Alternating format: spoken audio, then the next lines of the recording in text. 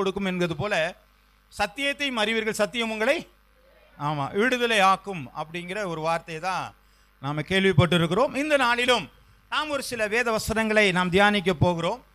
நம்ம சாப்பிட்றதுக்கு முன்னாடி நம்ம என்ன பண்ணுவோங்க? கையை கழுவுவோம். ஏன்? சுத்தமாக இருக்கணும். வீட்டை விட்டு வெளியே போயிட்டு வந்தோம்னா என்ன சொல்லுவாங்க? கை கால்லாம் கழுவிடுவோம். இதெல்லாம் எதுக்குன்னு சொன்னால் நம்ம சுத்தப்படுத்தி கொள்வதற்காக, இல்லைங்களா? நம்ம எதுவும் கிருமிகள் நம்மளை எதுவும் தொடாதபடிக்கு, நமக்கு வேறு ஏதாவது பிரச்சனை வரக்கூடாதபடிக்கு அதுக்காக என்ன பண்ணுறோம்? நம்ம செய்கிறோம். அதே போல் இந்த கொரோனா பீரியடில் பார்த்தீங்கன்னா எல்லோரும் என்ன பண்ணாங்க? சானிடைசர்லாம் வச்சு கையை கழுவி காதை கழுவி பயங்கரமாக சோப்புக்கு இப்போலாம் கையை போட்டுலாம் என்ன பண்ணாங்க? கழுவிலாம் வச்சுருந்தாங்க. எங்கள் வீட்டுக்காரமாக ரொம்ப சுகாதாரமான ஆளு. ஒரு நாள் வெளியிலேருந்து முறுக்கு எல்லாம் நம்ம வாங்கிட்டு வந்தாங்க, ஈட்டை பிடிச்சி அதை பிடிச்சி தண்ணியிலலாம் நினச்சி வச்சாங்க, மொத்தமாக வீணாகி போயிடுச்சு. இல்லைங்களா? அவ்வளோ சுகாதாரம். அது மாதிரி தான் நம்ம என்ன பண்ணுவாங்க? சுத்தப்படுத்துறதுக்கு ரொம்ப பிரயாசப்பட்டுக்கிட்டு இருந்தோம். இந்த சுத்திகரிப்பு ஏன் அவ்வளோ அவசியம் என்று சொன்னால், நாம் சுத்தம் இல்லாமல் இருப்போமானால் நாம் என்ன செய்யப்பட போகிறோங்க? தெரியாதா? என்ன ஆகுங்க? நீங்கள் சுத்தமாக இல்லாமல் இருந்தால் என்ன ஆகுங்க? அது சொன்னால் என்ன? ஏன் அவ்வளோ கஷ்டப்படுறீங்க? நீங்கள் பேசுகிறவர்களாக இருந்தால் தான் எங்களோடு கூட பேச முடியும். நீங்கள் அமைதியாக இருந்தாலும் நானும் அமைதியாக இருக்க தான் முடியும். என்ன உங்களுக்கு புரிஞ்சிச்சா புரியலையா, இல்லை அதுக்கப்புறம் போவோமா அப்படிங்கிற யோசனையெல்லாம் வந்துடும். அதனால் கொஞ்சம் என்னோடு கூட நீங்கள் வேத வசனங்களை ஆம் என்று சொல்லுங்கள், அல்லேலியா சொல்லுங்கள், அதுக்கு பதில் சொல்லுங்கள். அப்போ தான் அந்த இடம் கொஞ்சம் உற்சாகமாக இருக்கும். இல்லைன்னு சொன்னால் ஒரு மயான அமைதி இருக்கும். இல்லைங்களா? யார்கிட்ட பேசிகிட்டு இருக்குன்னே தெரியாது. நான் எங்கேயோ போய் வேறு இடத்துல பேசிகிட்டு இருக்கிற மாதிரி ஆயிடும். ஆமே. சரி, கர்த்தருடைய நாமம் மகிமைப்படுவதாக. அப்போ சுத்திகரிப்பு என்பது நமக்கு மிகவும் அவசியமான ஒன்றாக இருக்கிறது. அப்படி சுத்திகரிப்பு நம்ம இடத்துல இல்லை என்று சொன்னால், சுத்தம் நம்ம இடத்துல இல்லை என்று சொன்னால் நாம் பாதிக்கப்படுகிறவர்களாக இருக்கிறோம். ஆகவே நாம் சுத்தமாக இருக்க வேண்டியது அவசியமான ஒன்றாக இருக்கிறது. நாம் வாசிக்கலாம். 1 யோவான் 3வது அதிகாரம் 2 to 3 வசனங்கள் வரை நாம் வாசிக்க கேட்கலாம். 1 யோவான் 3வது அதிகாரம் 2 to 3 வசனங்கள் வரை. பிரியமானவர்களே, இப்பொழுது தேவனுடைய பிள்ளைகளாய் இருக்கிறோம், இனி எவ்விதமாய் இருப்போம் என்று இன்னும் வெளிப்படவில்லை. ஆகிலும் அவர் வெளிப்படும் பொழுது அவர் இருக்கிற வண்ணமாகவே நாம் அவரை தரிசிப்பதினால் அவருக்கு ஒப்பாய் இருக்கிறோம் என்று அறிந்திருக்கிறோம். அவர் மேல் இப்படிப்பட்ட நம்பிக்கை வைத்திருக்கிற எவனும் அவர் சுத்தம் உள்ளவராய் இருக்கிறது போல தன்னையும் சுத்திகரித்துக் கொள்கிறான். அல்லேலூயா, அல்லேலூயா. அவருக்கு ஒப்பாக நாம் வாழ வேண்டுமானால், யாருக்கு ஒப்பாக? தேவனுக்கு ஒப்பாக, இயேசு கிறிஸ்துவுக்கு நாம் ஒப்பாக மாற வேண்டுமானால் இப்ப என்ன சொல்லியிருக்கிறாங்க? தன்னையும் சுத்திகரித்துக் கொள்ள வேண்டும் என்று சொல்லி இந்த வேதம் சொல்லுகிறதை பார்க்கிறோம். அப்ப ஆண்டவர் மாதிரி நான் இருக்கணும், ஆண்டவருடைய சிந்தனை எனக்குள்ள வரணும்னா எனக்குள்ளே ஒரு கழுவுதல் உண்டாகணும், ஒரு சுத்தம் உண்டாகணும், ஒரு சுத்திகரிப்பு இருக்கணும். அதுதான் இந்த வேத வசனம் சொல்கிறது. நாம் எப்படியாக சுத்திகரிக்க போகிறோம்? தலைகளை தாழ்த்தி ஜெபிப்போம். பரிசுத்தம் உள்ள எங்கள் நல்ல பிதாவே, ஆண்டவரே, இந்த சுத்திகரிப்பை குறித்து நாங்கள் தியானிக்கையில் எங்கள் இருதயங்கள் சுத்திகரிக்கப்படுவதாக, எங்கள் சிந்தனைகள் சுத்திகரிக்கப்படுவதாக, எங்கள் நடக்கைகள், பேச்சுகள், எங்களுடைய எண்ணங்கள் எல்லாம் சுத்திகரிக்கப்பட்டு ஆண்டவரே, ஆண்டவரே, உமக்கு ஒப்பாக மாற நாங்கள் எங்களை சுத்திகரித்துக் கொள்ள உதவி செய்யும், ஆசீர்வதியும். இயேசுவின் நாமத்தில் ஜெபிக்கிறேன் நல்ல பிதாவே, ஆமென். அல்லேலூயா. அப்ப நாம என்ன பண்ணிக்கணுங்க? இப்ப சுத்திகரிப்பு நல்லது, சுத்தப்படுத்தி கொள்வது நமக்கு நல்லது என்பதை இந்த வேத வசனம் சொல்கிறது. ஆகவே நாம் எப்படியாக சுத்தப்படுத்திக் கொள்வோம், எதிலே சுத்தப்படுத்திக் கொள்வோம் அப்படின்னு பார்த்தீங்கன்னா, ஒரு 4 வகையான சுத்திகரிப்பு குறித்து இந்த நாளில் நாம் தியானிக்க போகிறோம். முதலாவது சுத்திகரிப்பு சரீர சுத்திகரிப்பு. ஆமே. என்ன சுத்திகரிப்புங்க பேரு? சரீர சுத்திகரிப்பு. 2வது சுத்திகரிப்பு பாவத்திலிருந்து சுத்திகரிப்பு. எதிலிருந்து? பாவத்திலிருந்து அல்லது பாவ சுத்திகரிப்பு. 3வது பலிபீட சுத்திகரிப்பு, பலிபீடத்திலிருந்து வருகிற சுத்திகரிப்பு, பலிபீட சுத்திகரிப்பு. 4வது காரியம் பரலோக சுத்திகரிப்பு, பரலோகத்திலிருந்து வருகிற நமக்கு ஒரு சுத்திகரிப்பு ஒன்று. இந்த 4 காரியத்தை குறித்து தான் இந்த நாட்களில் நாம் தியானிக்க போகிறோம். முதலாவது காரியத்தை நாங்கள் வாசிக்கும் பொழுது அது என்ன சுத்திகரிப்புங்க? சரீர சுத்திகரிப்பு. இந்த சுத்திகரிப்பை குழந்தையிலேருந்து நம்ம என்ன பண்ணிடுறோங்க? ஆரம்பிச்சிடும். ஆமென். இன்னைக்கு நம்ம காலத்துக்கு முன்னாடியெல்லாம் பார்த்தீங்கன்னா இந்த பிள்ளைங்களுக்கு 6 மாதத்துக்கு ஒரு முறை என்ன கொடுப்பாங்கங்க, விளக்கெண்ணெய் கொடுத்து என்ன பண்ணுவாங்க, வயிறை பிள்ளைங்களுக்கு சுத்தம் பண்ணுவாங்க. ஆமாம், நெகமெல்லாம் வெட்டி விடுவாங்க இல்லைங்களா? இப்போ நகத்தெல்லாம் வளர்க்க ஆரம்பிக்கிறோம். முன்னாடியெல்லாம் என்ன பண்ணுவாங்க, நெகத்தெல்லாம் வெட்டி விடுவாங்க. வாரத்துக்கு ஒரு முறை என்ன பண்ணுவாங்க, எண்ணெய் தேய்ச்சி குளிப்பாங்க. இப்போல்லாம் எண்ணெய் தேய்ச்செல்லாம் நம்ம என்ன செய்யறதுங்க, குளிக்கிறது இல்லை. ஆனால் எண்ணெய் தேய்ச்சி குளித்தா தைராய்டு வராதும்பாங்க. அது எத்தனை பேருக்கு தெரியும்னு தெரியல. எண்ணெய் தேய்ச்சி குளித்தா தைராய்டு வராது இல்லைங்களா? அப்போ இதெல்லாம் நம்மலாம் செய்யாததுனால தான் இன்றைக்கி என்ன பண்ணுதுங்க, நிறையா வியாதியில் வந்துருக்கோம். தைராய்டு மட்டும் இல்லை, நிறையா சுத்திகரிப்பு நம்மள்கிட்ட இல்லை. அதே மாதிரி வயிற்றை சுத்தம் பண்ணுவது இல்லை, நகங்களை சுத்தம் பண்ணுவது இல்லை. அப்படி நம்முடைய சரீரங்களை சுத்தம் பண்ணாததுனாலே நமக்கு நிறைய பிரச்சனைகள் நமக்குள்ள என்ன செய்யுதுங்க, வர ஆரம்பிக்கிறது. ஆமென். அப்பெல்லாம் நம்ம செய்யணுமா வேணுமாங்க? ஆமாம், சின்ன பிள்ளைங்களை கொடுத்து உங்கள் வீட்டு கையை பிள்ளைங்க நகத்தை காட்ட சொல்லுங்க. ஏய், கையில் நகம் வளர்ந்துருக்கா, வெட்டிடு, வாரம் வளர்ந்துடும், வெட்டிடு. முடிஞ்சிச்சுன்னா என்ன பண்ணுங்க, 6 மாதத்துக்கு ஒரு முறை பிள்ளைங்களுக்கு என்ன பண்ணுங்க, வயிறை சுத்தம் பண்ணுங்க. நல்லது, ஆரோக்கியமான காரியம். எண்ணெய் தேய்ச்சி குளிக்க வைங்க, தப்பு இல்லை. இதெல்லாம் நம்முடைய சரீரத்தை பாதுகாக்க வல்லவராக இருக்கிறது. ஏங்க சரீரத்தை அப்படி பாதுகாக்கணும் சொல்லுங்க? அப்பெல்லாம் வியாதி வராது. நீங்க அதனால மட்டும் நீங்க பாதுகாக்க வேணாம். வேத வசனம் சொல்லுகிறது, நீங்கள் தேவனுடைய ஆலயமா இருக்கிறீர்களா, தேவனுடைய ஆவி உங்களில் வாசமா இருக்கிறார் என்று அறியாது இருக்கிறீர்களா? நீங்களே அந்த ஆலயத்தை கெடுத்தா. ஆமா, அதனால என்ன பண்ணுங்க, நீங்க சத்தம் வரலையே. இது நான் சொல்றது நீங்க சட்டம், இதுதான் வேதம் சொல்லுது. நீங்க உங்க ஆலயத்தை கெடுத்தா, ஆண்டவருடைய ஆலயமாகிய சரீரத்தை கெடுத்தா அவர் நம்மள கெடுத்து போட்டுருவார். ஆமென். தண்ணி அடிச்சு ஆலயத்தை கெடுத்து அவர் என்ன பண்ணுவாருங்க, உடல்ல பிரச்சனை வந்து அவருக்கு எடுத்துட்டு போயிடுவார். ஆமென். தம் அடிச்சு உடலை கெடுத்தா என்ன பண்ணுவாருங்க, கேன்சரை கொடுத்து அவருக்கு எடுத்துட்டு போயிடுவார். ஆமென். இப்படிதான் நடந்துகிட்டு இருக்கு.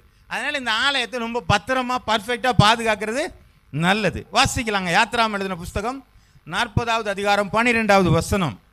பின்பு ஆரோனையும் அவன் குமாரனையும் ஆசாரிப்பு கூடார வாசலில் வர செய்து அவர்கள் ஜலத்தினாலே ஸ்நானம் பண்ண வைத்தான். ஒரு கோயிலுக்கு போறதுக்கு முன்னாடி, ஆசாரிப்பு கூடாரத்திற்கு போகிறதற்கு முன்பதாக அவர்கள் என்ன பண்ணாங்க, நீ குளிச்சுட்டு போ, முதல்ல அங்கே போய் எப்படி போகக்கூடாது, குளிக்காம நீ போகக்கூடாதுன்னு சொல்லி என்ன பண்ணாங்க, குளிக்க வச்சு அனுப்பிச்சாங்க. சரி, ரூத் எழுதின புஸ்தகம் 3வது அதிகாரம் 3வது வசனம். நீ குளித்து எண்ணெய் பூசி உன் வஸ்திரங்களை உடுத்தி கொண்டு அந்த களத்திற்கு போ, அந்த மனுஷன் புசிக்க குடித்து தீருமட்டும் அவன் கண்ணுக்கு எதிர்பட. இப்போ இந்த அம்மா என் ரூத்துக்கு என்ன சொல்லி கொடுக்குறாங்க, நகம் என்ன சொல்லி கொடுக்குறாங்க, நீ குளிச்சு எண்ணெய் பூசிட்டு போ. ஏன் அந்த அந்த சொல்லுங்க,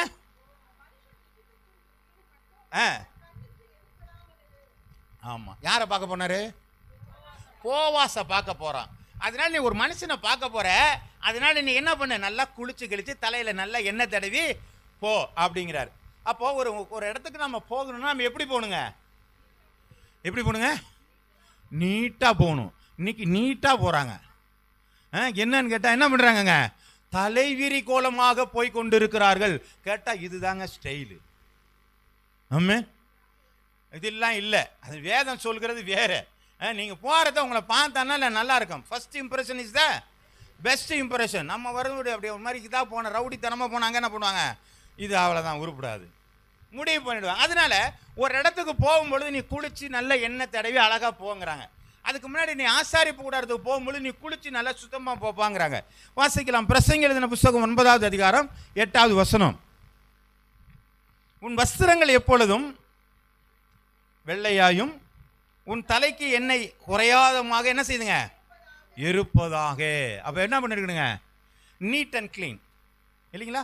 நம்ம உடம்பு அப்படியே நல்லா சுத்தமா ஆரோக்கியமா வச்சிருந்தா பக்கத்தில் இருக்கவங்க கூட என்ன பண்ணுவாங்க, பக்கத்தில் வந்து உட்காருவான். நம்மளோட வேர்வை வாடையோட போய் ஒரு பஸ்ஸில் போய் உட்காந்து சில வேலை என்ன பண்ணுவாங்க, ரொம்ப கஷ்டப்பட்டுருக்கோம், இடமும் கிடைக்காது, வேற வழி இல்லாமல் உட்காந்துருப்போம். பக்கத்தில் உட்காந்துருக்க என்ன பண்ணுவாங்க, வேர்வையோட வந்து உட்காந்தா நம்ம பாடு எப்படி இருக்குங்க, நம்ம அந்த ஊர் வர்ற கண்ணை மூடிட்டு போய் எடப்படா இறங்குவான்னு பார்த்துருவோம். அவன் டிக்கெட் வேறு வாங்கும்போது நம்ம என்ன பண்ணுவாங்க, அவன் எங்கே வாங்குறான்னு வேற பார்ப்போம் இது பார்த்துருக்கீங்களா? பார்த்துருக்கேன், நான் பார்த்துருக்கிறேன்.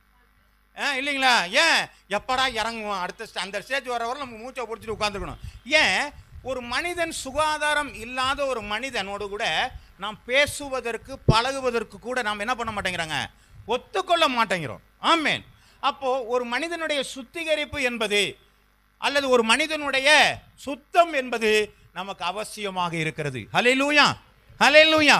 அப்போ இந்த சுத்திகரிப்பு மட்டும் போதுமா? இது சரீர சுத்திகரிப்பு.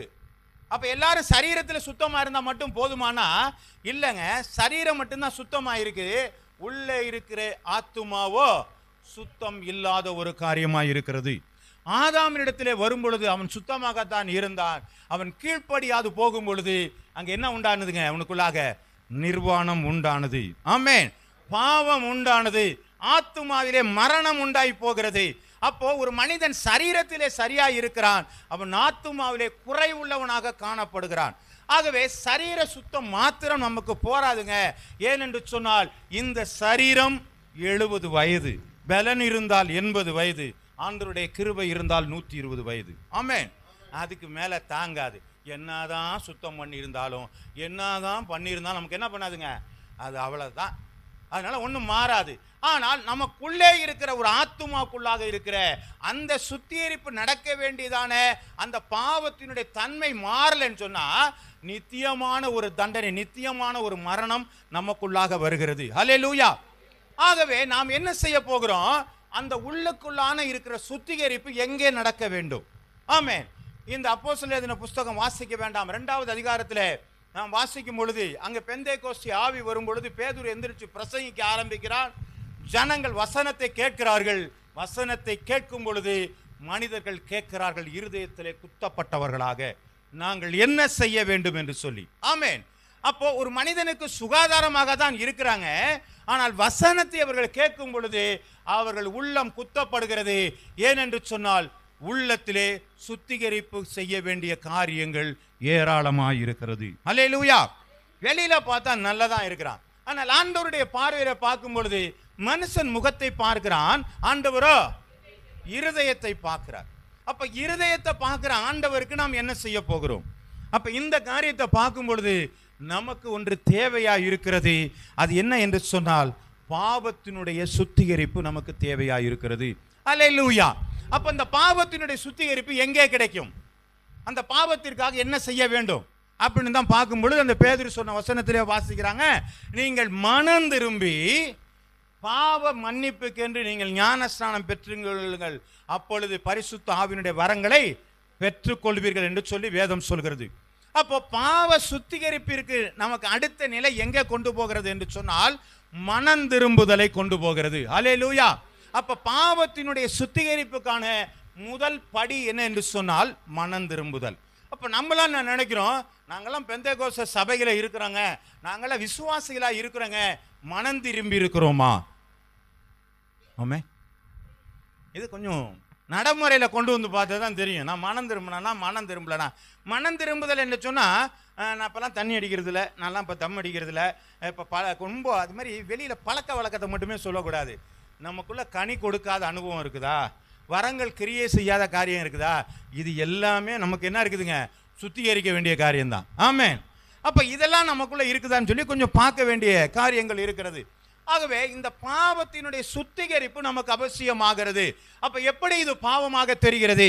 வாசிக்கலாம். லேவியராகம புஸ்தகம் 14வது அதிகாரம் 19 to 20 வசனங்கள் வரை. ஆசாரியன் பாவ நிவாரண பலியையும் செலுத்தி சுத்திகரிக்கப்படுபவர்களின் தீட்டு நீங்க அவனுக்கு பாவ நிவர்த்தி செய்து பின்பு சர்வாங்க தகன பலிகளை கொன்று சகர்வான தங்கன பலிகளையும் போஜன பலியையும் பலிபீடத்தின் மேல் வைத்து அவனுக்காக பாவ நிவர்த்தி செய்ய கடவன், அப்பொழுது அவன் சுத்தமாயிருப்பான். ஹல்லேலூயா. அப்ப உள்ளுக்குள்ளே இருக்கிற பாவத்தினுடைய காரியங்களுக்கு பழைய ஏற்பாட்டு காலங்களிலே பலி செலுத்தப்பட்டது. இப்ப இந்த பலியானது என்ன பண்ணுது? ஆசாரியனுடைய மூலமாக பலி செலுத்தப்படும் பொழுது பாவ நிவர்த்தி செய்ய கடவன், அவன் சுத்தமாக இருப்பானாம். அப்ப பலி செலுத்தும் பொழுது எப்படியா இருக்கிறாங்க? சுத்தமாக மாறுகிறான். ஹல்லேலூயா. அப்போ என்னென்ன பலி? பாவ நிவாரண பலி, குற்ற நிவாரண பலி, இப்படி நிறையா பலி இருக்குது. இப்போ பலிகள் பெருக பெருக நமக்குள்ளே என்னவும் இருக்குங்க, ஆடும் பெருகிக்கிட்டே இருக்குது இல்லைங்களா? ஆடு பெருக பெருக நமக்கு என்ன பண்ண, ஒரு 100 ஆடு இருக்குது, 100 தப்பு பண்ணலாம். ஆமே. இப்போ இப்படி தான் ஜனங்க என்ன பண்ணிட்டாங்கங்க, மாற ஆரம்பித்து விட்டார்கள். அவர்கள் செய்ய வேண்டிய காரியங்கள் பாவம் செய்வது அல்லது மீறுதல்கள் செய்வது, உடனடியாக பாவ நிவாரண பலியாக தங்களுடைய மந்தையிலிருந்து ஆடுகளை பலி செலுத்துவது, இதைத்தான் அவர்கள் செய்து வந்தார்கள். அல்லேலூயா, அல்லேலூயா. அப்போ மாற்றங்கள் நடந்துச்சாங்கன்னா இல்லைங்க. அவங்க என்ன பண்ணாங்க, திரும்ப திரும்ப திரும்ப திரும்ப என்ன செஞ்சாங்க, பாவத்திற்குள்ளாகவே அவர்கள் ஓடிக்கொண்டிருந்தார்கள். அல்லேலூயா. அதனால ஆண்டவர் நிறைய காரியங்களை மாற்றங்களை உண்டாக்க ஆரம்பிச்சார். அல்லேலூயா, அல்லேலூயா. வாசிக்கலாம் என்னாகும் எழுதின புஸ்தகம் 6வது அதிகாரம் 9 to 11 வசனங்கள் வரை. அவன் அண்டையிலே ஒருவன் சடுதியில் மரணம் அடைந்ததினாலே நசரேய விரதம் உள்ள அவனுடைய தலை தீட்டுப்பட்டதாகில் அவன் தன் சுத்திகரிப்பின் நாளாகிய 7ஆம் நாளிலே தன் தலைமயிரை சிறப்பித்துக் கொண்டு 8ஆம் நாளிலே 2 காட்டுப்புறாக்களையாவது 2 புறா குஞ்சுகளையாவது கொண்டு வர கடவன்.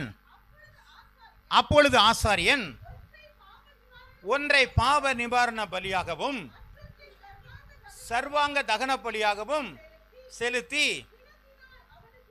பிணத்தினால் அவனுக்கு உண்டான தீட்டை நிவர்த்தி செய்து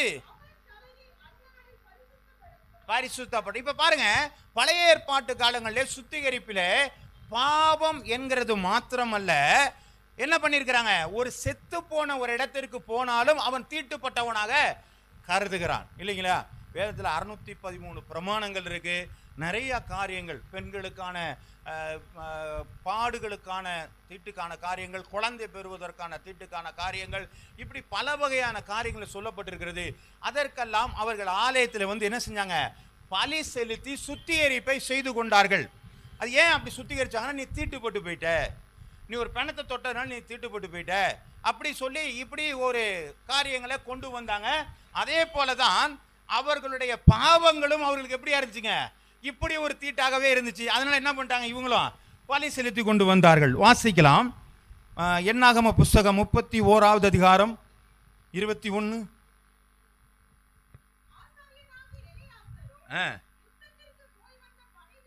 23 வசனம் வரலும் வாசிங்க.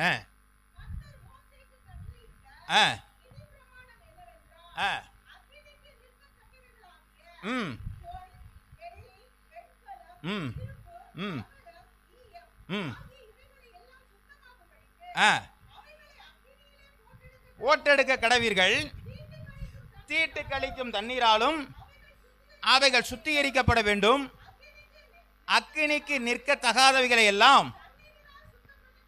இந்த வார்த்தை உங்களுக்கு புரியுதுங்களா? இது காரியம் என்னன்னு தெரியுதா?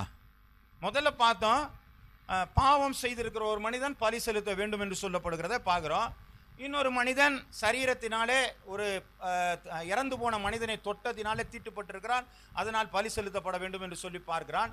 இங்கே ஒரு வித்தியாசமான சுத்திகரிப்பு. போருக்கு போகிறவர்களுக்கு சம்பளமாக அவர் போரிலே ஜெயிக்கிற காரியங்கள், ஒரு மனுஷனை வெட்டி அவனை கொண்டுட்டான்னு சொன்னால் அவன்கிட்ட இருக்கிறது எல்லாமே இவனுடைய உடைமையாக என்ன செய்வாங்க, எடுத்துக்கொள்ளலாம். அதுதான் அவங்களுடைய சட்டம். அப்போ அவன்கிட்ட இருக்கிற மோதிரத்தை எடுத்துக்குவான், அவன்கிட்ட இருக்கிற ஆயுதங்களை எடுத்துக்கொள்வான், அவன்கிட்ட வேறு என்னென்ன பொருள் இருக்கோ அது எல்லாமே எடுத்துக்கொள்கிற வழக்கம். ஆனால் இப்படி இரத்தத்திலே இருந்து எடுத்தப்பட்ட அந்த தீட்டான காரியங்களை இவன் சுதந்திரித்து கொள்ள வேண்டுமானால் அந்த தீட்டு சுத்திகரிக்கப்பட வேண்டும். அதற்கு என்ன பண்ணலாம் அப்படின்னு சொன்னால், அதற்கு ஒன்று அக்கினியை பயன்படுத்தினார்கள், இன்று தண்ணீரை பயன்படுத்தினார்கள். அப்போ அக்கினியினால் எதை பயன்படுத்தலாம்னு சொன்னால், அவன் வச்சிருக்கிற மோதிரத்தை அக்னியில் போட்டு என்ன செய்யலாங்க, ஆயுதத்தை அக்னியில் போட்டு என்ன செய்யலாங்க, எடுத்துக்கலாம். அவன் வச்சிருக்கிற கச்சைகளையெல்லாம் எடுத்துக்கிட்டோம்னா, அவனுடைய ட்ரெஸ் எல்லாம் எடுத்துக்கிட்டான்னா அது என்ன பண்ண முடியாதுங்க, அக்னியில் போட முடியாது. அப்போ அக்னியில் போடுறது அக்னிலையும், தண்ணீரில் போட்டு சுத்தம் பண்ணுற தண்ணீர்லையும் போட்டு உன்னுடையதை எடுத்துக்கொள். இதுதாங்க அந்த இடத்துல சம்பவம். அல்லேலூயா. அப்போ இது ஒரு சுத்திகரிப்பான காரியங்கள் நடக்கிறதை பார்க்கிறோம். அப்போ பழைய ஏற்பாட்டு காலங்களிலே பாவம் என்பது மாத்திரமல்ல, அநேக தீட்டான காரியங்களுக்கும் பலி செலுத்தி சுத்திகரிக்க வேண்டியது அவசியமாய் இருக்கிறது என்று சொல்லி வேதம் சொல்கிறதை வாசிக்கலாம். யோபு எழுதின புஸ்தகம் 1வது அதிகாரம் 5வது வசனம். யோபு 1:5.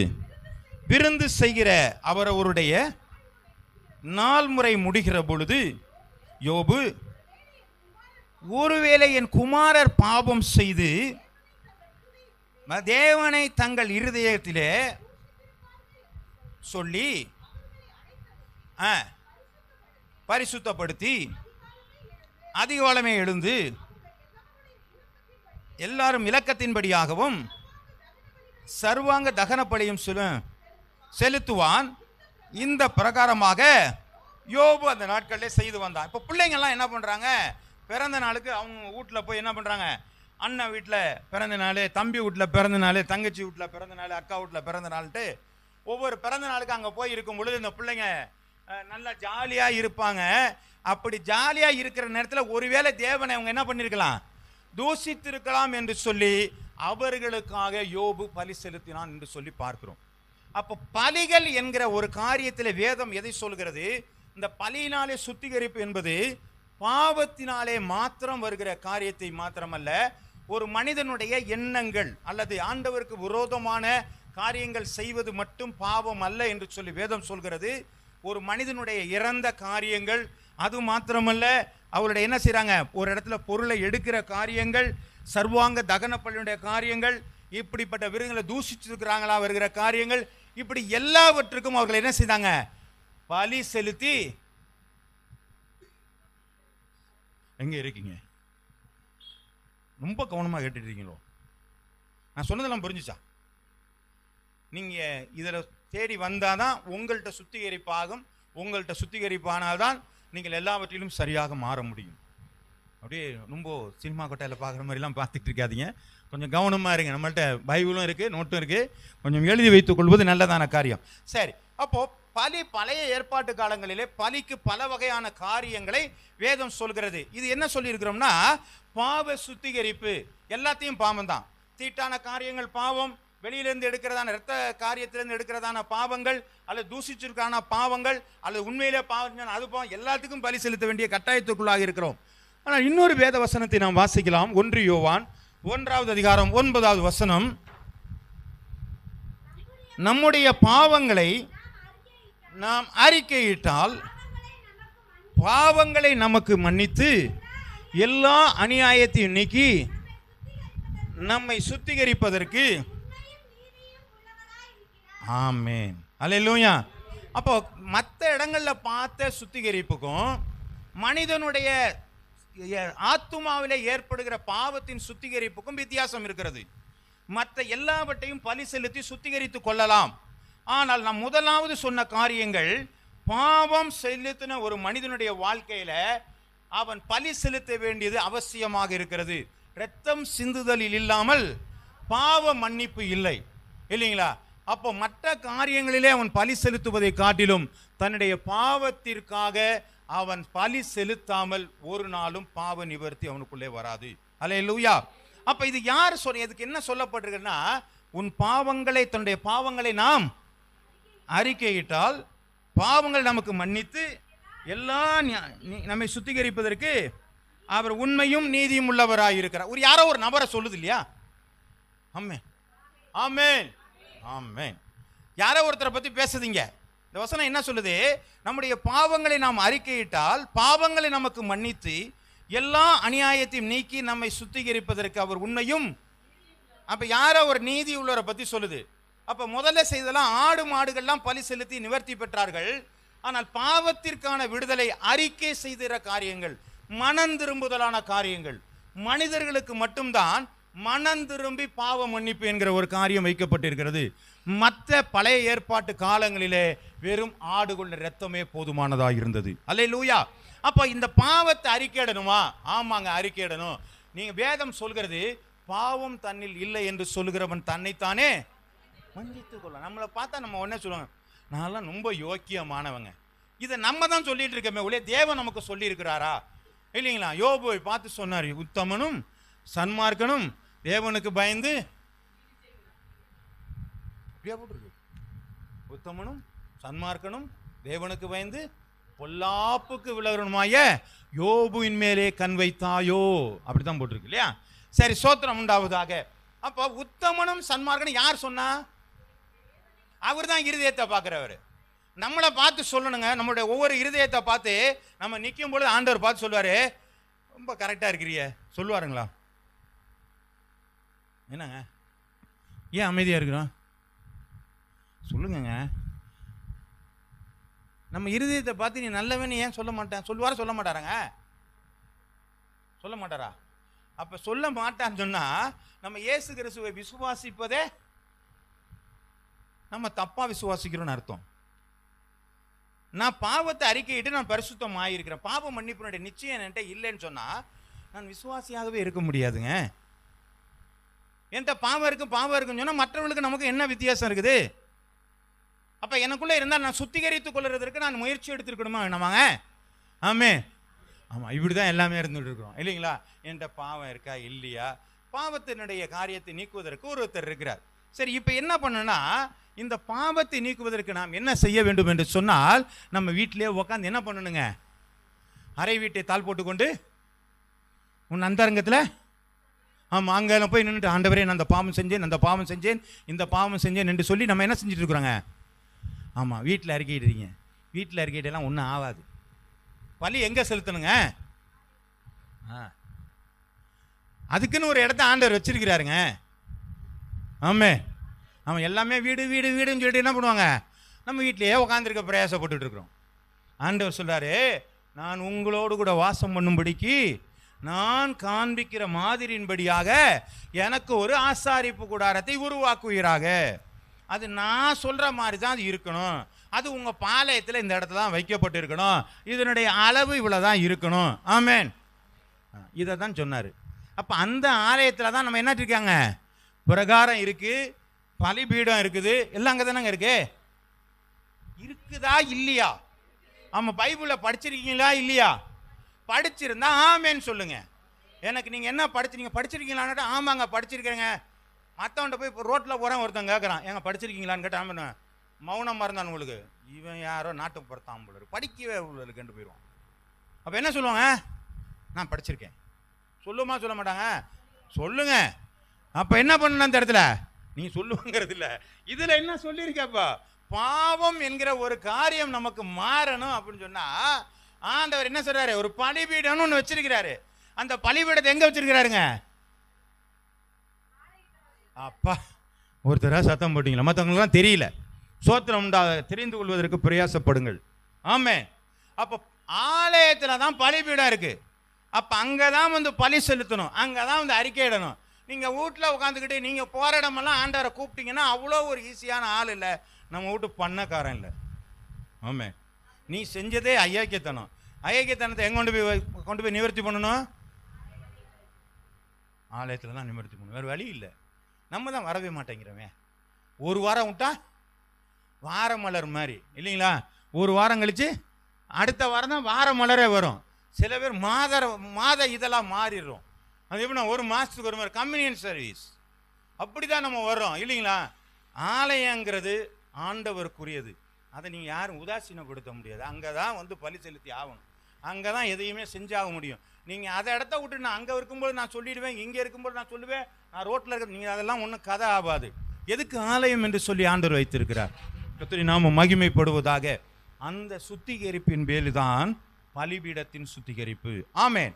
ஏன் அந்த ஆசாரிப்பு கூடாரத்தில் வந்து நீங்கள் பலி செலுத்தப்பட வேண்டும்? அல்லேலூயா. நான் சொல்கிறது புரியுதுங்களாங்க? நீங்கள் எல்லாம் பாவம் செய்கிறீங்க, பலி செலுத்தணும்னு உண்டு, ரைட்டு உண்டா. எங்கே செலுத்தணும்னு சொன்னால் ஆலயத்தில் வந்து எங்கள் ஆலயத்தில் பலிபீடத்தில் தான் என்ன செய்யணுங்க? நீங்கள் வந்து பலி செலுத்தணுமே தவிர வேற எங்கே என்ன செய்ய முடியாது? செலுத்த முடியாது. என்னாகும் எழுதின புஸ்தகம் 7வது அதிகாரம் 10வது வசனம்.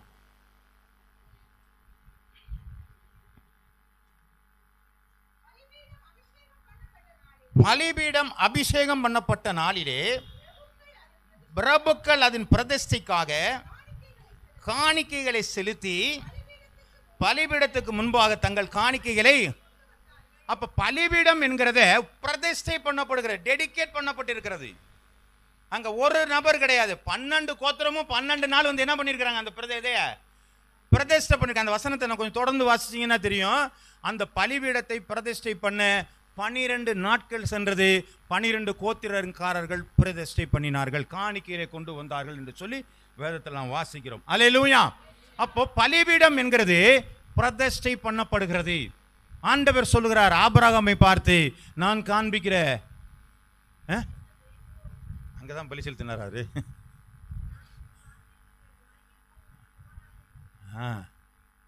அப்படி போட்டிருக்கா? வாசிங்க. சொல்லுங்க, வாசிக்க முடியுமா? வாசிக்கலாமே.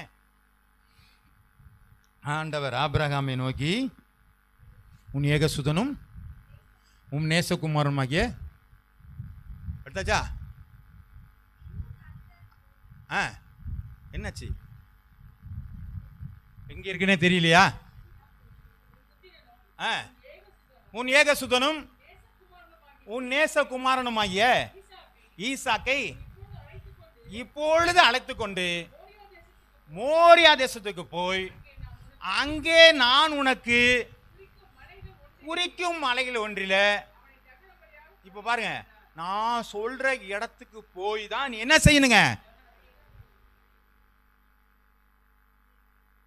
அப்ப எங்க வந்து பலி செலுத்தணுங்க? உங்க பாவங்கள் எங்க வந்து அறிக்கையிடணுங்க? ஆமா, ஆலயத்தில் வந்தான் பலி. உங்களோட பாவங்களை அறிக்கையிடணும். நீங்க இங்கே அறிக்கையிடாமல் நீங்கள் போவீர்கள். ஆனால் நான் வீட்டிலே சொல்லிட்டேன், வீட்டிலே பண்ணிட்டேன்னு சொன்னா அப்படிலாம் வராது. இந்த டிவிலேயே ஜோம் பண்ணிட்டு இருக்காங்க தெரியுங்களா? அவனுக்கு தெரியாது, இவனுக்கு தெரியாது, ஏதோ ஜோம் பண்ணிட்டு இருப்பாங்க. உடனே நமக்காக தான் ஜோம் பண்ண மாதிரி இவன் நினச்சிட்டு உட்காந்துருக்குறாங்க.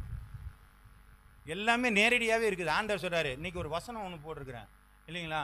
அவரை சமீபமாய் தெரிந்து கொள்ளப்பட்ட, பார்த்தீங்களா இல்லைங்களா? அந்த இன்றைய மண்ணான்னு ஒன்று போடுவேன். அதெல்லாம் கொஞ்சம் வாசிங்களேன் காலம்பரே. அதெல்லாம் பார்த்தீங்கன்னா தான் அப்பப்போ அந்த வசனத்தை பார்த்து கொஞ்சம் அந்த வசனங்களை தேடி பைபிளில் வாசிச்சு பாருங்க. அப்போ தான் உங்களுக்கு அதெல்லாம் விளங்கும். அதுக்கு தான் வேலை மண்ணிட்டு போட்டுக்கிட்டு இருக்கிறோம். ஆனால் ஆமேன் மட்டும் போட்டுட்டு விட்டுறாதீங்க. அது படிக்கிறதுக்கு தான் போட்டிருக்கிறது. எனக்கு நீங்கள் ஆமேன் போட்டிங்களா, ஆமேன் போடலையா, அதனாலாம் ஒன்றும் வருத்தம் கிடையாது. ஆமேன் சொல்றது புரியுதுங்களா? அப்போ ஆமேன் போட்டால் நம்ம சப்போர்ட், எனக்கு சப்போர்ட் எல்லாம் தேவையில்லை. எனக்கு சப்போர்ட் இல்லைங்க, அது ஆண்டவருக்கு நீங்கள் சப்போர்ட் பண்ணுறதா? வசனம் வந்துருச்சுன்னா அது எனக்கு வந்து நான் சுதந்திரிச்சுக்கணும், அவ்வளோதான். அது உங்களுக்காக கொடுக்கப்பட்டது. நீங்கள் சுதந்திரிக்கிறது நம்முடைய வேலை. நான் பார்த்தா இவங்க ஆமேன் போட்டுட்டாங்க, ஆகவே இவங்க பார்த்துட்டாங்க போல இருக்கு, ரொம்ப நல்லவங்க, அப்படியெல்லாம் நான் நினைக்கவே மாட்டேன். ஆமே, எனக்கு அதை பற்றி கவலையும் கிடையாது. நீங்கள் ஆமேன் போட்டாலும் போடாவிட்டாலும் நான் போடுறது போட்டுக்கிட்டே தான் இருப்பேன். ஆகவே வசனங்களை சுதந்திரித்துக் கொள்ள கற்றுக்கொள்ளுங்கள் முதலாவதாக. அப்போ ஆண்டவருடைய ஆலயத்திலே பலி செலுத்தப்பட நீங்கள் கற்றுக்கொள்ளப்பட வேண்டும். அப்போ எனக்கு ஒரு பிரச்சனை, நான் எங்கே வந்து நின்னாங்க? மோசையா இருந்தாலும் ஆண்டோடைய சமூகத்தில் வந்து நின்னான். சாமுவேல் ஆண்டோடைய சமூகத்தில் வந்து நின்னான். பேதுரு ஆண்டோடைய சமூகத்தில் வந்து நின்னான். ஆண்டவர் ஆலயம் இல்லாததினாலே தினந்தோறும் காலையில இருந்து எங்கே போனாருங்க? கெஸ்தமனே தோட்டத்துக்கு தான் போனார். அல்லேலூயா. கெஸ்தமனேங்கிற என்ன பண்ணாங்க? செக்கு என்று சொல்லுவாங்க, எண்ணெய் செக்குன்னு சொல்லுவாங்க. ஆட்டப்பட கசக்கி புளிகிற இடம், அங்கே தான் போய் ரத்த வேர்வை சிந்தினார். ஆமென். அப்போ இதுதான் ஆண்டவருக்கு நம்ம செய்ய வேண்டிய ஒரு காரியம். வாசிக்கலாம். 1 ராஜாக்கள் எழுதின புஸ்தகம் 18வது அதிகாரம் 30வது வசனம். அப்பொழுது எலியா சகல ஜனங்களையும் நோக்கி, என் கிட்டே வாருங்கள். சகல ஜனங்களும் அவன் கிட்டே வந்த பொழுது தகர்க்கப்பட்ட பலிபீடத்தை அவன் என்ன செஞ்சாங்க? செப்பனிட்டு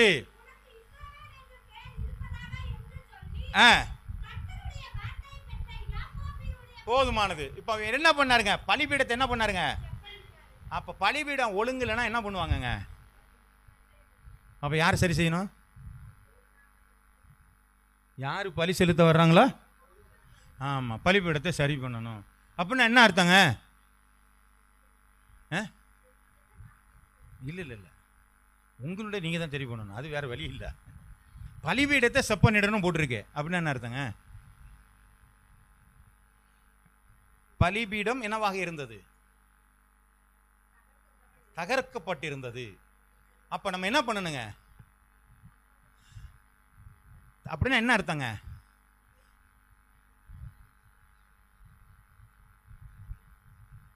புரியுதா புரியலையா? தகர்க்கப்பட்ட பலிபீடத்தை நீங்க என்ன செய்யணுங்க? செப்பனிட வேண்டும். ஹல்லேலூயா. தவறான காரியங்கள் இருக்குமானால் மாற்றுவதற்கு நீங்கள் தான் முயற்சி செய்ய வேண்டும். அல்லேலூயா. நான் சொல்கிறது புரியுதுங்களா? விக்கிரக ஆராதனை கூடாது என்று சொல்லி வேதம் சொல்லி கொண்டிருக்கிறது.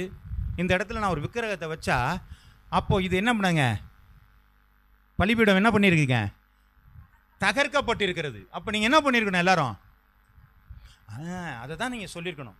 அருமையான என்னுடைய நண்பர், ஒரு நல்ல ஒரு ஊழியக்காரர் ஃபாதர், அவர் வந்து சொல்லி திரும்பி பார்த்தாரு, ஒன்றுமே காணும், சிலுவையெல்லாம் இல்லையாங்க. இப்போது அவர் ஃபாதராக தான் இருக்கிறார். அவர் ஒன்றும் சிலுவையெல்லாம் காணுமே அப்படின்னாரு. நாங்கள் தான் வைக்க மாட்டோமே அப்படின்னு. புரியுதுங்களா? அப்போது இந்த இடத்துல எது இருக்க வேண்டுமோ அது இருக்கணும் அப்படின்னு நினச்சி அவங்க நினைக்கிறாங்க. நாங்கள் அதெல்லாம் இருந்துச்சுன்னா தகர்க்கப்பட்ட அது பலிபீடம் என்று சொல்லி நாம் நினைக்கிறோம். ஆகவே நாம் அப்படிப்பட்ட காரியங்கள் இருக்குமானால் செப்பனிடுவதற்கும் நாம் ஆயத்தம் உள்ளவர்களாக இருக்க வேண்டும். அல்லேலூயா. உங்களுடைய பலிபீடமாகிய சபை சீர்கேடாக இருக்குமானால், சரியில்லாத ஒரு சூழ்நிலை, வசனங்கள் சரியில்லை, அல்லது விக்கிரகத்திற்குரிய காரியங்கள், தீட்டுக்கான காரியங்கள் சபையிலே இருந்தால் சுத்திகரிப்பதற்கும் நாம் ஆயத்தம் உள்ளவர்களாக இருக்க வேண்டும். அல்லேலூயா. அல்லேலூயா. வந்து போறவங்க இல்லைங்க. எலியா என்ன பண்ணாருங்க, அவரு செப்பனிட்டான். அதை செப்பனிட்டதுக்கு அப்புறம் என்ன பண்ண, கேட்டார்னு சொன்ன வானத்துல இருந்து என்ன பண்ணுதுங்க, அக்கினி வந்தது. அப்ப தவறான ஒரு காரியங்கள் சபையில இருக்குமானால் செப்பனிடுவதற்கும் நாம் ஆயத்தம் உள்ளவர்களாக இருக்க வேண்டும். ஆமென். ஆமா, அப்படி அதெல்லாம் சரி பண்ணிட்டு தான் நம்ம என்ன பண்ணணுங்க, நம்ம பலி செலுத்த வேண்டியது நம்முடைய கடமையா இருக்கிறது. வாசிக்கலாம் சங்கீதம் 51 16 17. 51 16 17. பலியை நீர் விரும்புகிறதில்லை, விரும்பினால் செலுத்துவேன், தகன பலியும் உமக்கு பிரியானதான்ல. தேவனுக்கேற்ற பலிகள் நொறுங்குண்ட ஆவிதான். தேவனே நொறுங்குண்டதும் நறுங்குண்டதுமான இருதயத்தை. இப்போ இவர் யாரு, யார் சொன்னது, யாருங்க, தாவீது சொன்னார். இப்போ தாவீது என்ன செஞ்சிட்டாரு, பாவம் செஞ்சிட்டார். பாவம் செஞ்சா அவர் என்ன பண்ணிருக்கணும், பலி செலுத்திருக்கணும். இப்போ ஏன் போய் ஆண்டுகிட்ட போய் வியாக்கியானம் பண்ணிட்டு இருக்கிறாரு? என்ன வியாக்கியானம் பண்ணார், வாசிங்க அதை. பலியை நீர் விரும்புகிறதில்லை, விரும்பினால் செலுத்துவேன், தகன பலி உமக்கு பிரியமானதல்ல. தேவனுக்கு ஏற்ற பலி நொறுங்குண்ட ஆவிதான். தேவனே நொறுங்குண்டதும் நறுங்குண்டதுமான இருதயத்தை நீர் புறக்கணீர். இவர் ஏன் இந்த வியாக்கியானம் பண்ணாரு? பலி செலுத்தணுமா வேணாமா? அவரு வேண்டியதில்லை, அப்படிதானா? நொறுங்குன ஆவி போதுமானது. அப்படியா? அப்படியா? ரைட்டா தப்பாங்க? கொஞ்சம் நல்லா பேசணும். ரைட். அவர் நியாயப்பிரமாணத்தில் இருந்தாலும் நியாயப்பிரமாணம் இல்லாத நாட்களில் இருந்தாரா? அப்போ நியாயப்பிரமாணத்தின் படி அவர் என்ன செய்யணும்? அப்போ ஆசாரிப்பு கூடத்தில் ஒரு பலி செலுத்தினாரா இல்லையா? சாலமன் ஆசாரிப்பு கூட கட்டும்போது பலி செலுத்தினாங்களா இல்லையா? அப்போ ஏன் இவர் செலுத்த மாட்டேன்ட்டாரு? இவர் செஞ்ச பார்த்து செலுத்த வேண்டியதானங்க, நியாயப்பிரமாணப்படி செய்ய வேண்டியதானே. ஆமென். புரியுதா புரியலையா? தாவீது நியாயப்பிரமாணத்தின்படியாக பலி செலுத்துகிற காலத்தில் இருக்கும் பொழுது அவர் சொல்லுகிறார், பலியை நீர் விரும்புகிறதில்லை என்று சொல்லுகிறார். ஏன் அதை சொன்னாரு? ஏற்கனவே சாமுவேலும் சொல்லிவிட்டாரு. என்ன சொன்னாரு? ஆட்டுக்கு பலியை பார்க்கிலும் கீழ்ப்படிதலும் செவி கொடுத்தலும் உத்தமம். பார்த்தீங்களா? அப்படியே வசனம் மனப்பாடமாக வச்சிருக்கணும் இல்லைங்களா? சினிமா பாட்டெலாம் ஞாபகம் வருது இல்லைங்களா? அடுத்த ஒரு நாள் போன வருஷத்தில் அவன் என்ன பேச்சு பேசுனான் தெரியுமா? ஒவ்வொரு எழுத்தையும் நான் அப்படியே மனசில் அதெல்லாம் வச்சுக்கிட்டு என்ன பண்ண போகிறேங்க? 3 நாளைக்கு முன்னாடி சொன்னது, முந்தா நாள் சொன்னது, போன வருஷத்தில் சொன்னது, 3 வருஷத்துக்கு முன்னாடி சொன்னது, நான் சின்ன பிள்ளையா இருக்கும்போது பேசிவிட்டாங்க. இப்போ அதெல்லாம் ஞாபகத்தை வச்சுட்டு என்ன பண்ண போகிறோம்? அதெல்லாம் ஞாபகத்தில் இருக்கும். ஆனால் பைபிள் வசனம் வாசித்தால் திரும்ப என்ன செய்ய முடியலங்க, ஞாபகம் வர மாட்டேங்குதுங்க, வராது. ஏன் என்று சொன்னால் நீங்கள் பிசாசுக்கு இடம் கொடுக்கிறீர்கள். உங்கள் இருதயத்தில் இருக்கிற வசனங்கள்லாம் பொறுக்கி கொள்ளப்படுகிறது. அப்போ எங்கே நிற்கிறோங்கிற நம்ம புரிஞ்சுக்கணும். அப்போ இவன் பிரமாணத்தில் இருக்கிறவனா இருந்தாலும் இவன் சொல்லுகிறான் நூறுங்குண்டு. அவனுடைய விஷனே மாறி இருக்கு, தொலைதூர விஷன் அவன்கிட்ட இருக்குது. ஆண்டவரே பின்னாடி நாட்களில் இயேசு கிறிஸ்துவனுடைய சொன்ன அப்படிப்பட்ட உபதேசங்களுடைய இருதயத்தில் இருக்கிறபடி நான் சொல்கிறான், நொறுங்கி போன இருதயத்தை நீர் புறக்கணீர் ஆண்டவரே. நான் செஞ்சது பாவம்னு சொல்லி ஒரு வேதனைப்பட்டான் பார்த்தீங்களா? அதுதான் பாவ மன்னிப்புடைய அடையாளமே. அல்லேலூயா.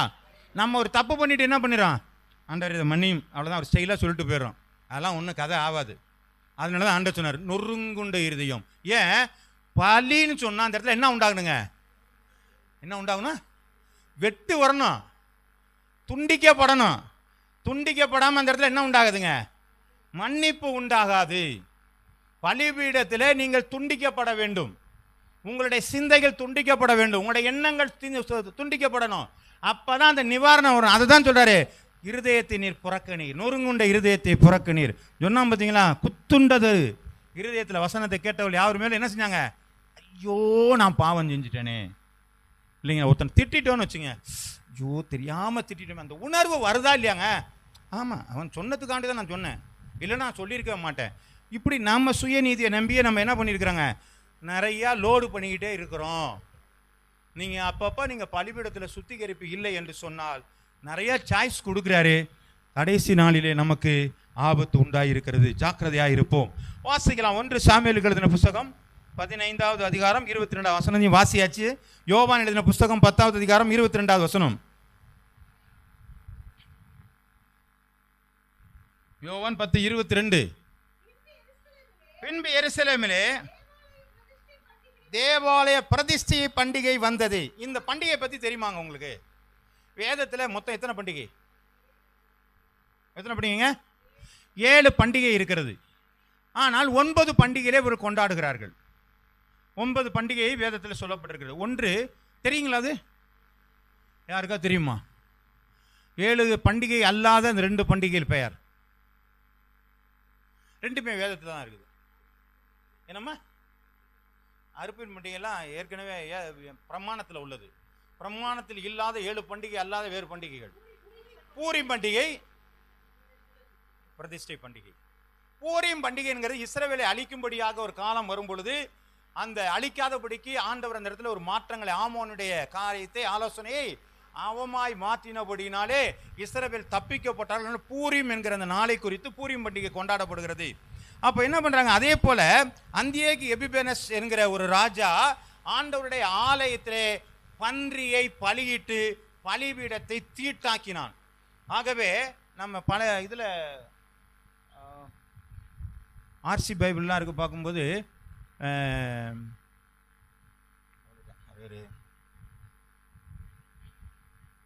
அதில் ஒரு புஸ்தகம் இருக்குது. அதில் அவர்கள் என்ன செய்தாங்க? போரிட்டு அவர்கள் என்ன பண்ணாங்க? அந்த இடத்தை பிடிச்சு அதை பிரதிஷ்டை பண்ணினாங்க. அந்த பிரதிஷ்டை பண்டிகை தான் என்ன செய்கிறாங்க? பிரதிஷ்டை பண்டிகை என்று சொல்லி அவர்கள் என்ன செய்கிறாங்க? கொண்டாடுகிறதை நாம் பார்க்கிறோம். கர்த்தருடைய நாமம் மகிமைப்படுவதாக. ஆகவே பலிபீடம் தான் நம்முடைய பாவங்களை தீர்க்கிற ஒரு காரியங்கள் என்பதை பார்க்கிறோம். இப்போ முதல்ல நம்ம பார்த்தது சரீர சுத்தம். அந்த சரீர சுத்தத்தை நீர் சுத்திகரிக்கும். ஆனால் சரீரத்திற்குள்ளாக இருக்கிற பாவங்கள் அது மன்னிக்கப்பட வேண்டுமானால் பலிபீடம் தேவையாக இருக்கிறது.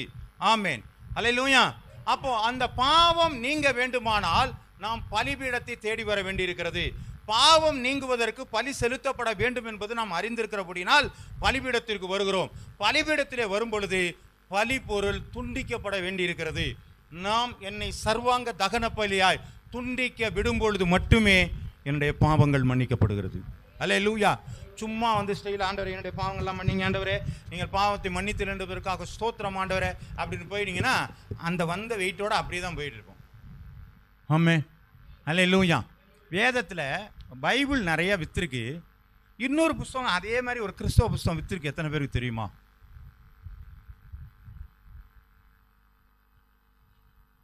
ஒரு புஸ்தகம் ஒன்று இருக்கு.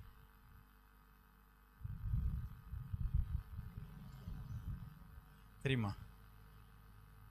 அந்த புஸ்தகத்தில் ஒரு மனிதனை கிறிஸ்டியான் அப்படிங்கிற ஒரு மனுஷனை பற்றி இதில் சொல்லுவாங்க. அப்போ பாவத்தை அங்கங்கே தூக்கிட்டு மூட்டையாக போவான். ரட்சிப்பு என்கிற கேட்டுகிட்ட போகும்பொழுது உள்ளே போன பார்த்தா அந்த பாவம் முடிஞ்சிச்சு. அந்த வசனத்தை, அந்த புஸ்தகத்தை எடுத்து நீங்கள் வாசித்து பார்த்தீங்கன்னா மோட்ச பிரயாணம் என்கிற அந்த புஸ்தகம் எத்தனை பேர் தெரியும்? தெரியுங்களா? அந்த மோட்ச பிரயாணத்தில் இருக்குது. நிறைய பைபிளுக்கு பதிலாக அந்த புக்கை ஆரம்பத்தில் வாங்கினாங்க. இப்போல்லாம் யாரும் வாங்கின மாதிரி எனக்கு தெரியல. மோட்ச பிரயாணம் அந்த புக்கு. இன்னொரு புக்கும் இருந்துச்சு, அதில் கிறிஸ்டியால் அப்படின்னு சொல்லி வந்திருக்கும், இதில் கிறிஸ்டியான் என்று சொல்லி வந்திருக்கும். அந்த புஸ்தகம் நாங்கள் நிறைய புக்கை வாசிங்க. உம்மர் ரிச்சன் எழுதி சொல்லக்கூடிய காரியங்கள்லாம் பார்க்கும்பொழுது நிறையா உபத்திரவத்தின் பாடுகள் மத்தியில் சுவிசேஷம் அறிவித்ததெல்லாம் பார்க்குறோம். நிறையா புஸ்தகங்களை வாசிக்கும் போது நமக்கு நிறைய ஞானம் வரும். கண்டதை கற்றால் பண்டிதன் ஆவான். ஆமென். நிறையா படிக்கணும். அதுவும் நல்ல யூத் பிள்ளைங்க நிறையா புஸ்தகங்களை படிங்க. புஸ்தகத்தை மட்டும் பாட புஸ்தகத்தை மட்டும் படிக்காமல் நிறைய புஸ்தகங்களையும் படிங்கள். உங்களுக்கு அதிகமாகும். புஸ்தகங்கள் வேணும்னா சொல்லுங்கள், நான் எடுக்கிறேன், பத்திரமா திருப்பி கொடுத்துடணும். ஆமாம், கர்த்தருடைய நாமம் மகிமைப்படுவதாக. சரி, அப்போ என்ன பண்ணாங்க, அந்த பலிபீடத்தில் என்ன பண்ணியிருக்காங்க, பரிசுத்தப்படுத்தி இருக்கிற படங்களை பார்க்கிறோம். அது பிரதிஷ்டை பண்டிகையான ஒரு காரியங்கள் கொண்டு வருகிற பார்க்குறோம். ஆகவே நாம் பலிபீடத்திற்கு வந்தால் நாம் வெட்டப்பட்டவர்களாக, நாம் துண்டிக்கப்பட்டவர்களாக இருக்கும் பொழுதுதான் பாவங்கள் மன்னிக்கப்படுகிறது. சரி, சோத்திரம். இப்போ அடுத்த ஒரு காரியம், இந்த பலிபீடத்திலே நான் என்னை துண்டித்தாகி விட்டது, இப்பொழுது யாரிடத்திலிருந்து மன்னிப்பு வருகிறது? இப்போ அங்கதான் என்ன இருக்குன்னா, பரலோகத்திலிருந்து தான் சுத்திகரிப்பு நமக்கு வர வேண்டும். ஆமென். இப்போ வாசிக்கலாங்க. அதுதான் எபிரேயருக்கு எழுதின புஸ்தகம் 7வது அதிகாரம் 27வது வசனம். எபிரேயர் 7:27.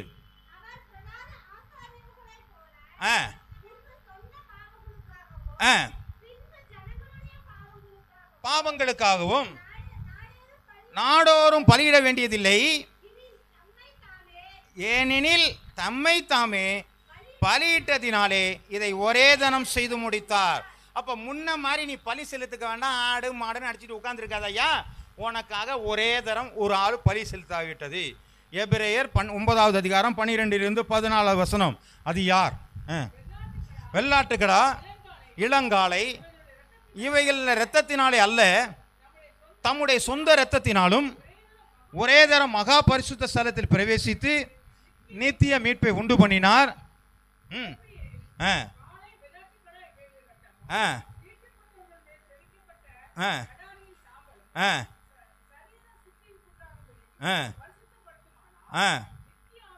நித்திய ஆவியினாலே தம்மை தாமே பழுதற்ற பலியாக தேவனுக்கு ஒப்பு கொடுத்த கிறிஸ்துவனுடைய இரத்தம் ஜீவனுள்ள தேவனுக்கு ஊழியம் செய்வதற்கு உங்கள் மனசாட்சியை செத்த கிரியலற சுத்திகரிப்பது எவ்வளவு நிச்சயம் அல்லவா?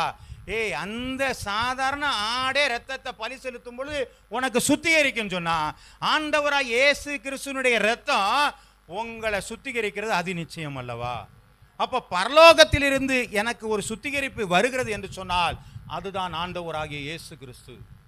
அந்த ஆண்டவராகிய இயேசு கிறிஸ்துவனுடைய வருகை தான் என்னுடைய பாவத்திலிருந்து என்ன செய்துங்க, எனக்கு விடுதலை கொடுத்தது. வாசிக்கலாம். வெளிப்படுத்தல் புஸ்தகம் 3வது அதிகாரம் 18வது வசனம்.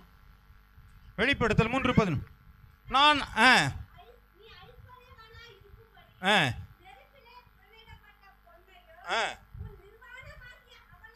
இப்ப பாருங்க, உன் நிர்வாணமாகிய, இப்ப நிர்வாணம் எங்க தோன்றுச்சு? ஆதியாகமத்துல தோன்றுச்சு. வாசிங்க.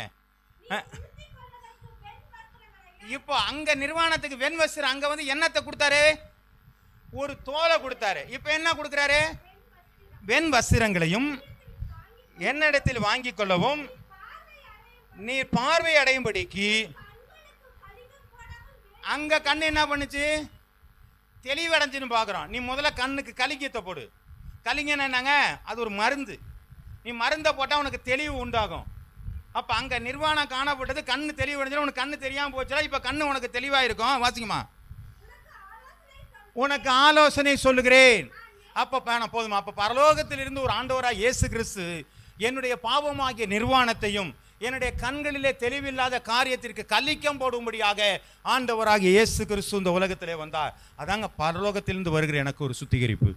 ஆமென். அதை வாசிங்க. அப்ப பரலோகத்தின் சுத்திகரிப்பு வந்தா மட்டும் போதுமாங்க? வெளிப்படுத்தல் 7:14-17. அதற்கு நான், ஆண்டவனே அது உமக்கே தெரியும் என்றேன். அப்பொழுது அவன், இவர்கள் மிகுந்த உபத்திரவத்திலிருந்து வந்தவர்கள், இவர்கள் தங்களுடைய அந்த வெண் வஸ்திரத்தை எங்கிருந்து எடுத்துக்கொண்டார்களா? இல்ல நீங்க அப்படியே போயிட்டீங்க. நான் சொல்ற கருத்தோட சேர்த்து வந்தீங்கன்னா நல்லா இருக்கும். எங்க இருந்து இந்த வெண் வஸ்திரம் வந்தது?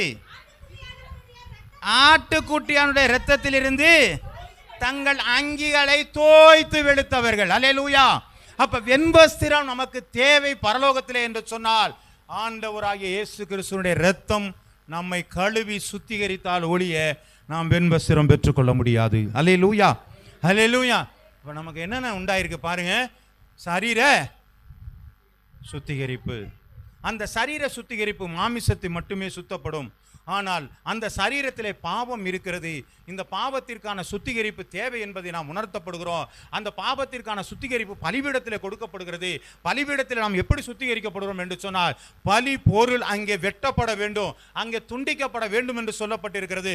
அங்கே துண்டிப்பானால் எங்கே இருந்து நமக்கு விடுதலை உண்டாகிறது, சுத்திகரிப்பு உண்டாகிறது என்று சொன்னால், பரலோகத்தில் இருந்த இயேசு கிறிஸ்துவின் மூலமாக சுத்திகரிப்பு உண்டாயிருக்கிறது. அல்லேலூயா. அதனால தான் ஆண்டவர் சொல்றாரு, தேவனோடு கூட இருக்கிறதை கொள்ளையாடின பொருளாக எண்ணாமல் அடிமையின் ரூபம் எடுத்து மனுஷ சாயலானார். பாருங்க, நமக்கு சுத்திகரிப்பு உண்டாகிறதுக்காக பரலோகத்திலிருந்தே தேவன் சுத்திகரிப்பு எனக்கு செஞ்சாருங்க, நமக்கு கொண்டு வந்திருக்கிறார் என்று சொல்லி பார்க்கிறோம். தீத்து எழுதின புஸ்தகம் 2வது அதிகாரம் 11 to 14. அவர் நம்மை, தீத்து 2:11 to 14, ஏனெனில் எல்லா மனுஷருக்கும் இரட்சிப்பை அளிக்கத்தக்க தேவ கிருபையானது பிரசன்னமாகி நம்ம அவபக்தியையும் வெறுத்து, பாருங்க என்னென்ன இருக்க வேணும்னு சொல்லிருக்காங்க, தெளிந்த புத்தியும் நீதியும் தேவ பக்தியும் உள்ளவர்களாய் ஜீவனம் பண்ணி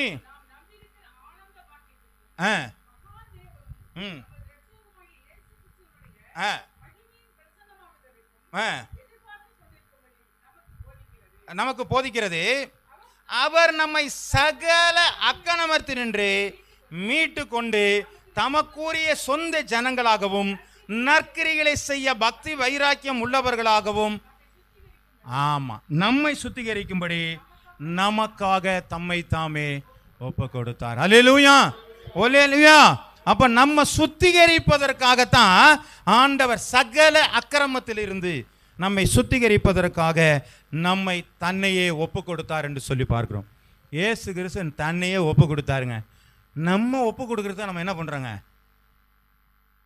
என்ன பண்றோம், ரொம்ப யோசிக்கிறோம். எனக்கு வேலை இருக்குங்க, என்னால் முடியாது, ஆண்டவரை நான் அப்புறம் பார்த்துக்கிறேன், நான் இதை செய்கிறேன், அதை செய்கிறேன், எனக்கு வேலை இருக்குது, எல்லாம் இருக்குங்க. நீங்கள் ஆண்டவரை முன்னிறுத்தி ஏதாவது செய்ய நினைச்சிங்கன்னா உங்கள் வாழ்க்கையில் தோல்வி உண்டாகும். தாவீது சொல்கிறான், கர்த்தரின் வலது பாரிசத்தில் வீற்றிருக்கிறபடினால் நான் அசைக்கப்படுகிறேன். அதனால தான் அந்த 2 பிள்ளைங்க சாட்சி சொல்லிட்டு போகிறாங்க. அவங்க வலது பாரிசத்தில் வீற்றிருக்கிறாங்க, நாங்கள் அசைக்கப்படுவதில்லை. நீங்கள் ஆண்டவரை தூக்கி கொலப்பமாக வச்சுருந்து நீங்கள் போய் முன்னாடி என்ன ஆகும், எல்லாவற்றிலும் தோல்விதான். நீங்கள் பாங்கள் எங்கிருந்து வருகிறது என்று சொல்லி பாருங்க. உங்களுடைய சரீரத்தை சுத்தப்படுத்துவது மாத்திரமல்ல, உங்களுக்குள்ளாக இருக்கிற பாவ சிந்தைகளை மாற்றுவதற்கு நீங்கள் பலிபீடத்தண்டை கட்டாயம் வர வேண்டும். பலிபீடத்திலே உங்களை நீங்களே பலி செலுத்தப்பட்டு துண்டிக்கப்பட்டு நீங்கள் ரத்தம் சிந்தினபடியாலே ஆண்டவர் பரலோகத்திலிருந்து உங்கள் அக்கிரமங்களை நீக்கி நமக்காக தம்மை தாமே ஒப்பு கொடுத்தார் என்று சொல்லி வேதம் சொல்கிறது. அல்லேலூயா, அல்லேலூயா. புரிஞ்சிச்சா, புரிஞ்சு போச்சா? ஆமே, எத்தனை பேருக்கு புரிஞ்சுக்கணும்னு தெரியல. ஆனால் இதை ஃபாலோ பண்ணுனா தான் நமக்கு என்ன பண்ணுங்க, நம்ம ஏதோ ஆண்டவர் வரும்போது கிட்டத்தட்ட ஆண்டவரே நானும் கொஞ்சம் கொஞ்சம் அப்படி கையை தூக்கிட்டு நம்ம என்ன பண்ணிடலாம், ஆமாம், மேலே போயிடலாம். இல்லைன்னு சொன்னோம்னா, ஆண்டவரே நான் தான் ஞானஸ்நானமாக எடுத்துட்டேன்ல, சபைக்கெல்லாம் வந்துட்டேன்ல, நான் வரலாமா அப்படின்னாரு. அவர் எனக்கு ஒன்றும் தெரியலன்றாரு இல்லையா. ஆண்டவரே உங்களுடைய நாமத்தினாலே நான் பிசாசுகளை துரத்தினேன் அல்லவா, நான் என்ன பண்ணுறேன், வியாதிகளெல்லாம் சரி செஞ்சேன் அல்லவா, ஒன்று யாருன்னு எனக்கு தெரியாதப்பான்றாரு. அவங்களுக்கே அந்த பாடுன்னு சொன்னால், பச்சை மரத்திற்கே அந்த நிலை என்றால் பட்டை மரத்திற்கு, ஆமாம் ஆமாம், நம்ம ரொம்ப பட்டை மரமாக இருக்கிறோம், துளுத்துருங்க, ஆண்டவர் ஒட்ட வச்சுருங்க, அவர் நம்மளை துளுக்க செய்வார். வசனங்களை நல்லா தியானிங்க. நீங்கள் உங்கள் வாழ்க்கையில் ஆண்டவரை முன்குறீங்க, அவர் தான்